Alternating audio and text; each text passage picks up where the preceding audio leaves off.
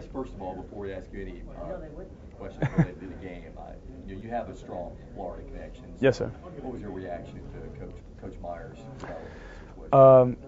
I think it's extremely sad just to see a coach sort of in his prime and have something so unfortunate happen to him. You never wish that upon anyone, and especially him, who's built such a tremendous program right now, who I think has done unparalleled things within his 5 years, that 5-year span he's been at Florida. And it's sort of sad to see that happen, because I think great coaches and great programs really what makes college football as exciting as it is. And I was sort of looking forward to the Alabama-Florida battle in the SEC championship. I think that was something that was almost renewed, that rivalry, and it almost, I think, brought a lot more intensity and excitement into the SEC, into the SEC championship, and I think to college football. And it's just so sad to see that happen to a young man, sort of like I said, in the prime of his coaching career. And you just pray for a quick recovery, and that I pray that he's back again coaching next year, just because you hate to see that happen to anyone, especially to a great coach and a great man like him.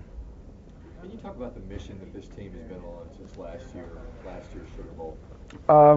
I think it's one of those missions where when you've had that bitter taste of coming so close to something and not being able to capture it, you can go two routes. You can sort of sulk in it, or you can either say, we're going to take care of this next season and this is not going to happen. And I think that's been the attitude of this team, is that we realize we have all the talent, we have all the opportunity within ourselves, all the great coaches, but most importantly, it's going to be relying upon ourselves and how we handle it and how we want to go upon this season. You can get sidetracked with a lot of attention and a lot of national exposure, but at the same point, we're so thankful for Coach Saban and allowing to keep us focused each week onto the task at hand, and that each game is a season within itself. And if you lose one of those, the whole dream that we've all said since the beginning of this year is over. And I think that's what it's come to now.